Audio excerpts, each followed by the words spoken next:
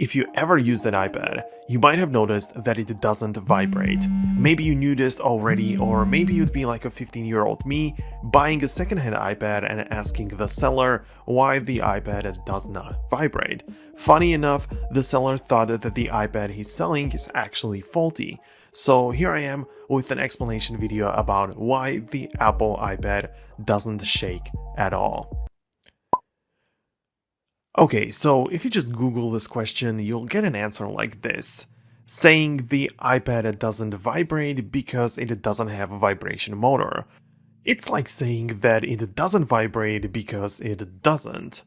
But let's dig a little bit deeper than that to find out why exactly Apple made this decision.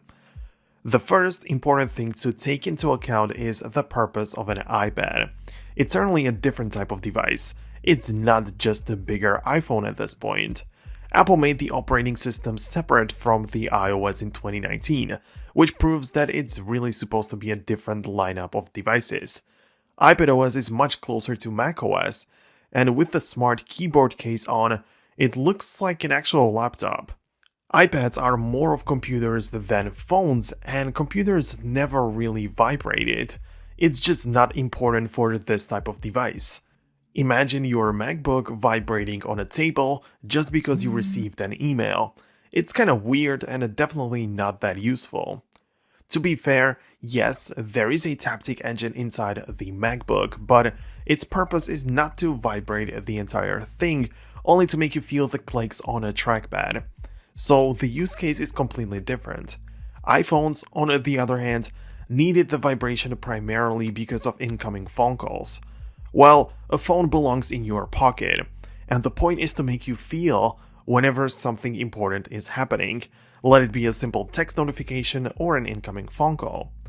iPads aren't held close to your body, nor do you carry them in your pocket.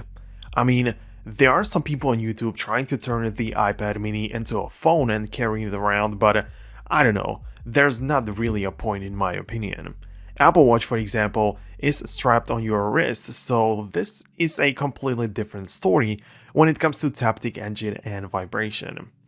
Now, we could also speculate about the comfort. We already established the fact that the iPad is bigger than iPhone.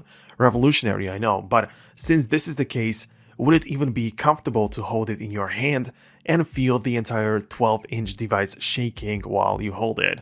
Probably not very much. Yeah, I have to admit that haptic feedback in certain situations would be nice. For example, when typing on a keyboard. But you can hold your iPad in 4 separate orientations, and it would require the taptic engine inside to always be located somewhere else, and it's probably not a very good idea. But I would argue that the main reason against it are the already mentioned dimensions of the device. Think about it. It's easy to make a small phone vibrate, or even an Apple Watch, but how many vibration motors / taptic engines would it take to make the entire surface of iPad vibrate? I'd say much more than on iPhone. iPads are thin, and Apple would have to find some place inside to put them there. So now what? Do you just make the battery smaller to fit more vibration motors inside?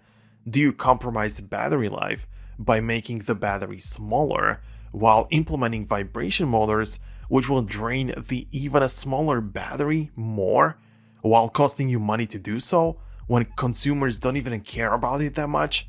Quite illogical, right? One very interesting thing about all of this is that you may have felt the iPad vibrate in the past. I was literally sure that I felt it shaking in my hands, but the thing that you may have felt is basically the speakers inside.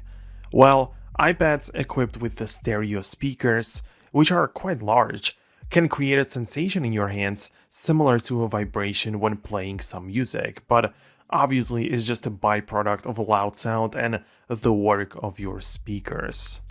So at the end of the day, vibrations would make the iPad less efficient, and I'm not sure if the regular person cares enough about it to be a problem. I also find it quite interesting how Apple quietly switched from vibration motors to taptic engines. I covered the whole process and history in another video here on the Foxtecc TV, so definitely check it out. Thank you very much for watching until the end. See you in the future one.